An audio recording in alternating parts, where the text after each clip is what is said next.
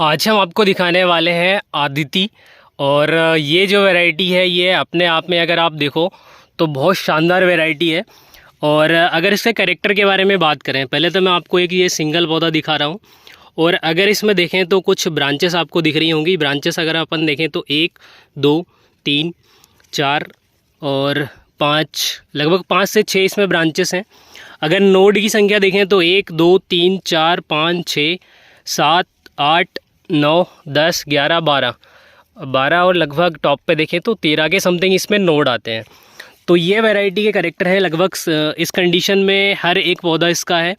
उसके साथ अगर इस वैरायटी की कंडीशन देखें तो आप जिस प्रकार से जो किसान 1135 को पसंद करते हैं, लगभग उसी सेगमेंट में ये वैरायटी भी है। अगर इसमें फलों की संख्या अगर आप देखो तो अगर मैच्योरिटी के बारे में बात करें तो इसकी जो मैच्योरिटी है 21-72 के जैसे सेम है। लगभग अगर देखें तो 100 दिन में ये वैरायटी बिल्कुल मैच्योरिटी ले लेती है।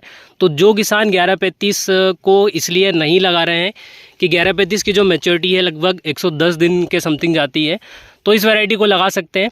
उसके साथ अगर इसके फाफड़े का साइज़ देखें, जैसे अगर इसका पोट का साइज़ देखोगे तो बिल्कुल ये आपको बहुत ज़्यादा, मतलब अगर आप देखोगे तो फैला हुआ है या फिर बहुत ज़्यादा बड़ा साइज़ है। तो इसका जो सीड साइज़ है ये भी बिल्कुल एक्स्ट्रा और बोल्ड साइज़ में आता है। और इसका जो कैरेक्टर है लगभग JS 9560 के जैसे पकती है, बिल्कुल ब्लैक कलर में पकती है। और इसमें जो फलियों की संख्या अगर आप देखोगे तो फलियों की जो संख्या बिल्कुल गुच्छों में आती है। और अधिकतम इसमें अगर फलियां देखें तो 2 दाने की हैं। और इसमें लगभग 25% इसमें 3 दाने की फलियां आपको दिखती हैं।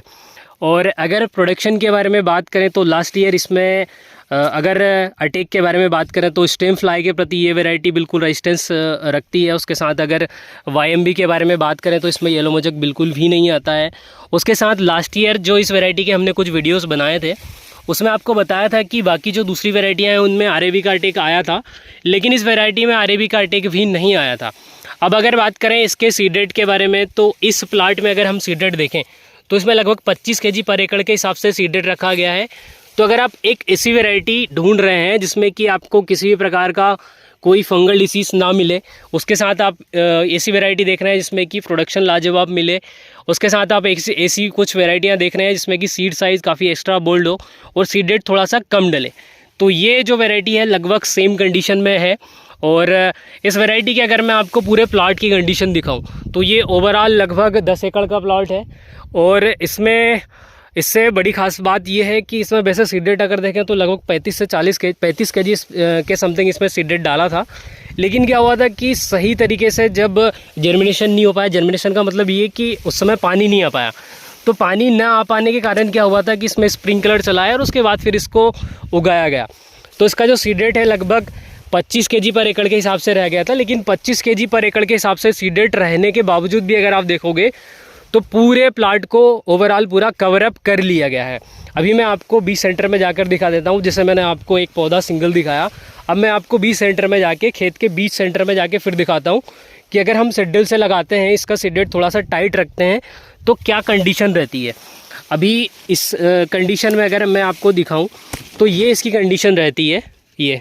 और इसमें लगभग ज़मीन से 8 इंच ऊपर से इसमें फल लगता है। तो इसको मैकेनिकल हार्वेस्टर से काटने के लिए बिल्कुल उपयुक्त वैरायटी है, कुछ इस कंडीशन में लगी हुई है।